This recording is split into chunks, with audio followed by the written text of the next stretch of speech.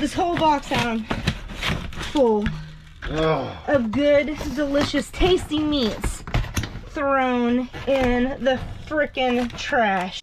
The good news is that you don't have to dumpster dive for your dinner to show care for the environment and for people impacted by the climate crisis. One thing we can do instead is to start as simply as being more mindful about what it is we put or don't put on our dinner plates. Here are a few things that I've been trying to eat well for myself and the planet. Eating more plants and less meat. I love cows, always have. Those who know me well also know that I'm convinced I was a water buffalo in a past life. It's true. I know water buffaloes aren't cows, but they gotta be cousins, right? My point is, I like them a lot. But damn, they sure do contribute significantly to greenhouse gas emissions.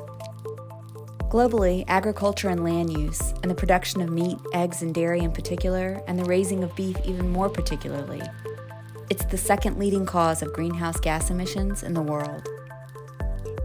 Raising cows, pigs, and chickens generates as much greenhouse gas emission as all cars, trucks, and automobiles combined. Consider this. If all the cows across the globe were their own country, they'd be the third biggest greenhouse gas emitter in the world. Why is that? It's because it requires a lot of land to raise livestock, and that need is a driving force behind deforestation across the world as forests are cleared and converted for grazing. Forests are important natural carbon captures, but when they're chopped down or cleared by fire to make room for farmland, they become carbon emitters.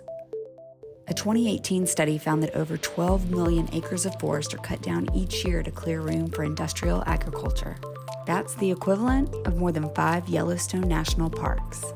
Extensive cattle ranching is the #1 culprit of deforestation in virtually every Amazon country. It accounts for 80% of current deforestation there. Check out this time lapse of forest loss in the Amazon rainforest in Brazil in just over a 25-year period. So what does that have to do with Americans?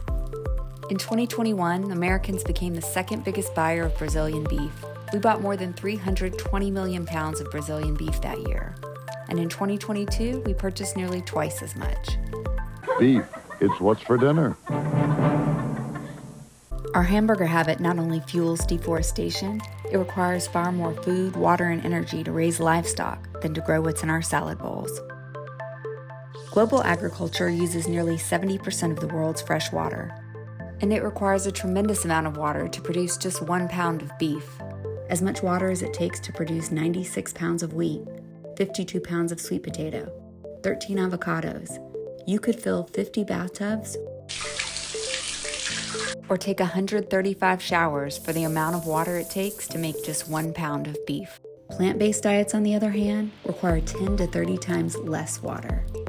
Adding more veggies to our plate helps reduce freshwater depletions and deforestation, good for the environment and our health. Another reason for eating less meat and more plants happens to be one of Savi's current favorite topics, burps and farts.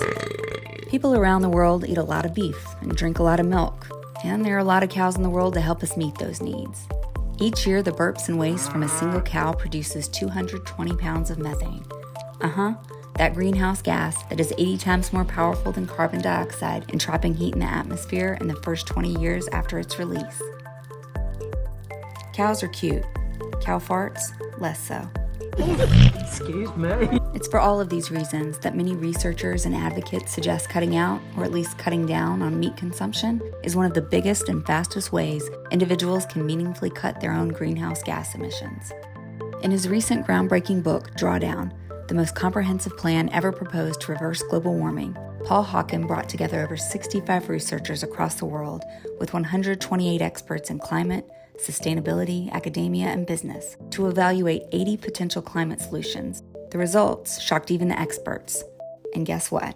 Eating more plants and less meat was the #4 most effective climate strategy overall. Listen, I was raised on barbecue ribs, and I'm still a sucker for the occasional pulled pork sandwich. For a lot of people, food is cultural and religious. It's comfort, it's taste. So I'm not suggesting it's all or nothing. Instead, I've been actively trying to fill my salad bowl a little more and make the meat portion of my dinner plate a little smaller. We've been eating vegetarian dinner at least one night a week, sometimes two.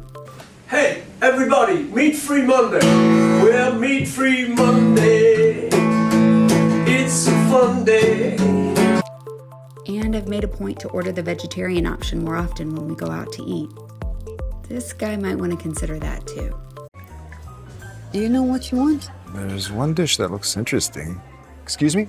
What's hell of a steak? Oh, I'm glad you asked. We put so much effort into this one. You won't believe what we go through just to bring it to your plate. We take a piece of land, about the size of 3 football fields. We water it with about 800,000 gallons of water to produce more than 18,000 pounds of feed and hay. All of that just to feed a single cow for your hell of a steak, as if world hunger doesn't exist. Can you believe it? So many resources. Oh, and don't get me started on the greenhouse gases. I don't want to know the price. I'm sure you don't. It's a heavy price to pay. If the world's biggest beef eaters limited their consumption to the equivalent of 1.5 hamburgers per week, that's just about half of what the average person in the United States currently eats. The planet could support a population of 10 billion people without having to turn any more forests into farmland.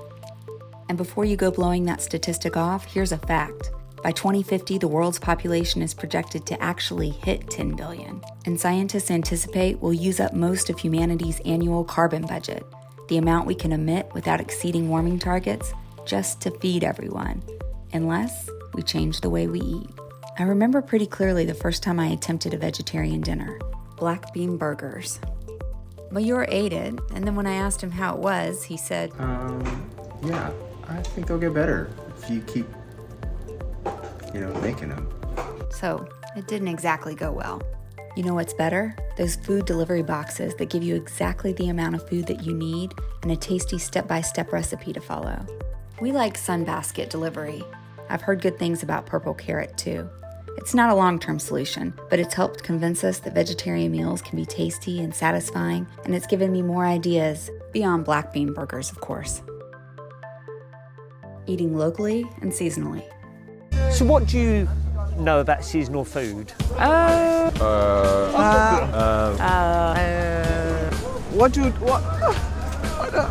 Well, anything, fruit, do you mean anything on fruit, 5 a day or what? Eat with the seasons. It's a whole thing on its very own.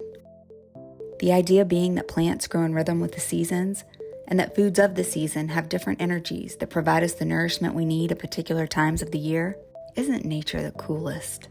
Fall foods like apples and pumpkins are packed with nutrients to keep our immune system strong before the weather gets chilly. And hearty foods like sweet potatoes and collard greens give us warmth we need when it does. Leafy greens in the spring detox us after a heavy winter diet, while watermelons, tomatoes, and cucumbers cool us down in the summer. But if you're really craving a delicious, juicy watermelon, you need to buy it in season. Otherwise, what you'll end up with is a watermelon that traveled a very long distance to get to you, that you paid triple the cost for, and that tasted, well, pretty bland. And not only is it more expensive and less nutritional and tasty to grow produce outside of its natural growing season, it also requires significantly higher amounts of energy. Already in the United States, produce travels an average of 1,500 miles from the farms where they're grown to our local grocery store and onto our plates. In other words, your tomatoes make a haul the distance from Phoenix to Atlanta just to reach you. There are a lot of good reasons to eat locally. If you're eating foods grown locally, you are by default eating seasonally too. Produce grown closer to home is fresher. It's yummier and more nutritional. Buying seasonal produce from local farmers also keeps money closer to home. When produce travels through fewer hands, more money stays in the community in the hands of those who actually grew it. And, because of course you knew it was coming, it also requires significantly less packaging, refrigeration, and transportation to reach our plates, which cuts down on emissions and fossil fuel use. We can all cut down on our food miles by seeking out and frequenting our local farmers markets, or by ordering from local community-supported agriculture, or CSAs. When we lived in Irvine, we got our fruit and veggies from a CSA, Farm Fresh to You. To find it, I just Googled CSAs near me. We ordered a box of mixed organic produce, all seasonal, grown on a local farm and delivered right to our doorstep every 2 weeks. Kind of felt like Christmas each time I opened my door in the morning to find the most beautiful box of fresh local produce. Ho, ho, ho. Eating what I buy, or buying only what I'll eat. Roughly 1/3 of the world's food is never eaten. You heard that right. 1/3 of the food raised or prepared does not make it from farm or factory to our forks. And that's pretty weird since more than 800 million people worldwide suffer from hunger, while almost 7% of global greenhouse gas emissions are due to food waste. Remember Drawdown, the book and project that ranked the top climate solutions? Eating less meat was number 4, but you want to know what came before it? Reducing food waste. It was number 3. In places around the world with lower incomes and weaker infrastructure, food loss is typically unintended and structural in nature.